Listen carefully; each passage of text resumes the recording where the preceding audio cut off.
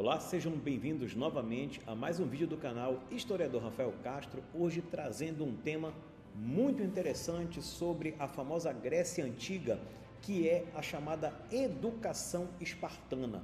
Quando nós falamos dessa educação espartana, estamos falando de algo que vai estar sendo preparado dentro da sociedade espartana, voltada exclusivamente, olha a palavra que eu estou usando aqui, exclusivamente apenas para a formação militar. Esse é o ponto principal.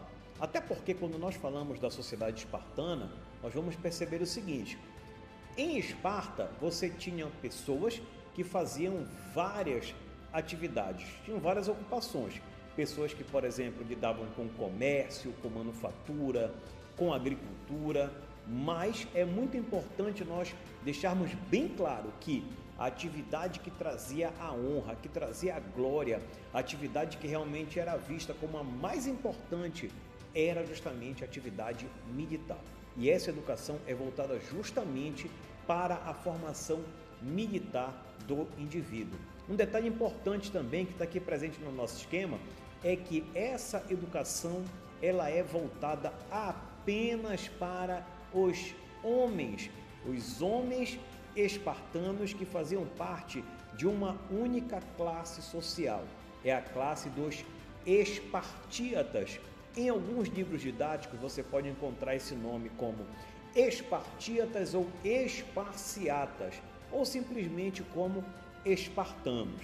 É muito importante você ter em mente que a sociedade espartana ela vai estar dividida em três classes: espartíatas, periecos e os famosos ilotas. Em um outro vídeo a gente vai tratar um pouco mais sobre essas classes sociais. Mas hoje o nosso objetivo é falar sobre a educação espartana e como ela se organiza em fases que vão estar muito bem fundamentadas para um determinado ponto importante dentro dessa educação. Bom, tudo começa com o nascimento. A criança nascia, ela era levada para os anciãos analisarem aquela criança, identificando se ela tinha alguma deformidade física, alguma deficiência intelectual.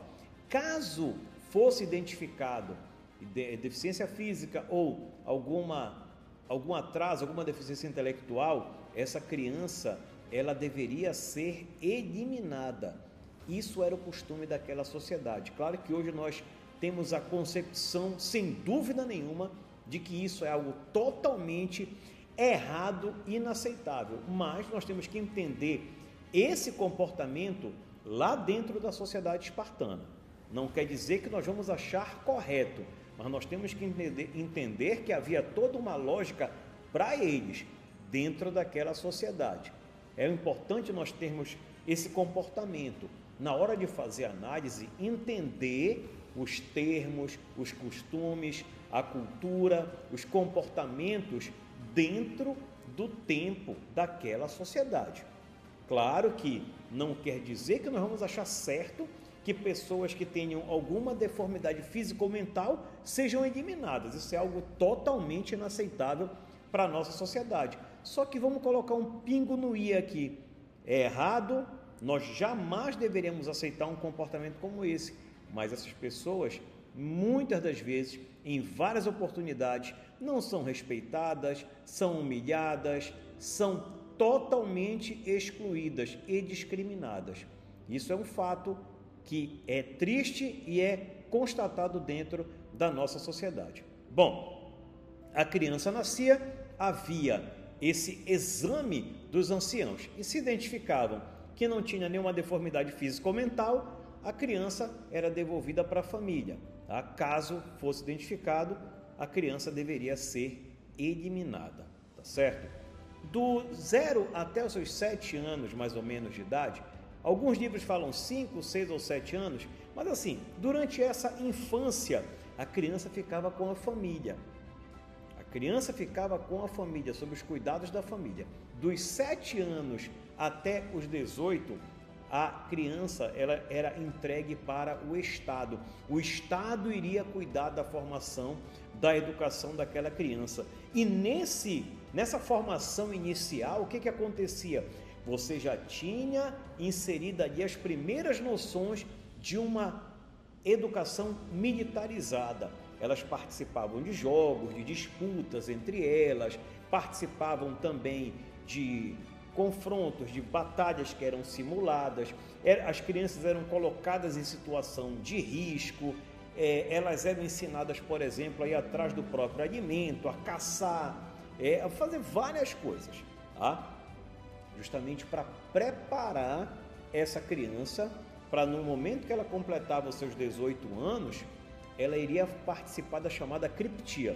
O que era a criptia? Era aquele momento que aquele espartano, ele pegava numa arma e ele iria eliminar ilotas. Esse era o objetivo. Ele passava por uma série de treinamentos e ali era a grande prova dele. Está aqui, toma uma arma na tua mão e vai lutar contra os ilotas. Quanto mais ilotas esse cara eliminasse, mais poder, mais prestígio ele tinha entre os seus colegas. Então ele participava desse momento que era chamada criptia. Em alguns livros você pode encontrar com o nome de cripteia, mas fica girando entre esses dois nomes, criptia ou cripteia. Era esse momento que essa criança deixava de ser uma criança, era um adolescente agora, não é?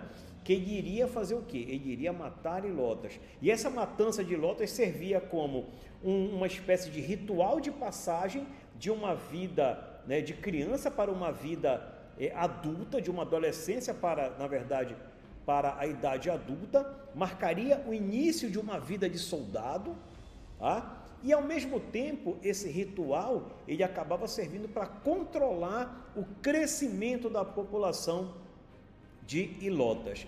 Dos 18 anos aos 30 anos, esse indivíduo espartano, ele teria a sua vida dedicada exclusivamente, somente para a atividade militar.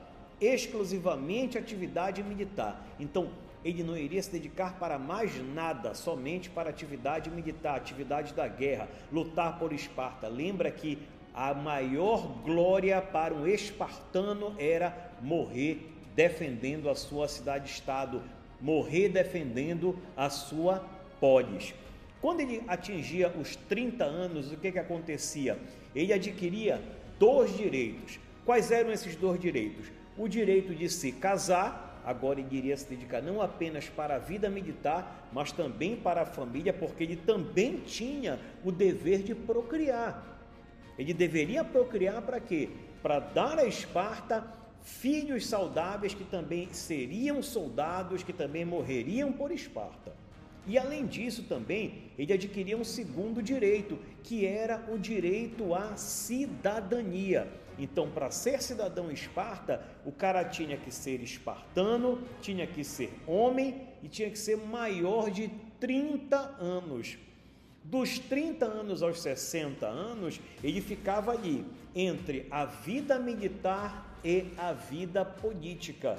Como ele tinha agora o direito à cidadania, ele participava da Assembleia de Cidadãos. Lembrando que os cidadãos espartanos não são todos os indivíduos que moram em Esparta, mas sim apenas os homens maiores de 30 anos e que faziam parte daquele grupo social chamado de espartíatas ou esparciatas, tá bom? Quando ele chegava nos 60 anos de idade, ele encerrava a sua vida militar, e não eram todos que conseguiam chegar nessa idade, mas quando se chegava aos 60 anos, o cara encerrava a sua carreira militar e iria se dedicar exclusivamente à vida política.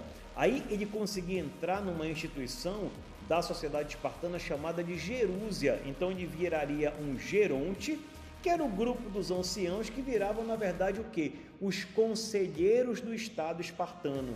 Quando os reis de Esparta, porque Esparta tinha 2 reis, tá? Por isso era uma diarquia. Quando esses reis queriam qualquer tipo de conselho, Eles procuravam os anciãos davam a sua opinião, que poderia ser ou não acatada pelos 2 reis de Esparta, tá? Mas a função deles era justamente essa. Então aqui ele encerra a sua vida militar e fica somente com a sua vida política. Então esses são os aspectos da nossa sociedade espartana, voltada para a questão educacional, a questão da formação desse militar, a formação desse guerreiro, lembrando sempre que isso é restrito para uma única classe social, tá bom? Detalhe importante, e as mulheres, Rafael? E as mulheres espartanas?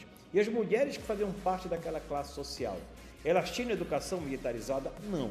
Elas eram incentivadas a fazer atividades físicas, porque a mentalidade naquela época era a seguinte: mulheres que praticam atividade física, mulheres saudáveis, vão dar luz a crianças saudáveis, crianças que seriam fortes e que seriam, não é, futuros componentes do exército espartano.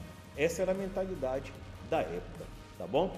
Ficamos por aqui sobre a educação espartana, vamos voltar num outro momento tratando de um outro tema. Se você gostou, não te esquece de curtir, de compartilhar o nosso canal, de também dar a sua opinião, fazer suas perguntas, claro, de forma educada, aqui nos comentários. Um grande abraço e até o nosso próximo vídeo.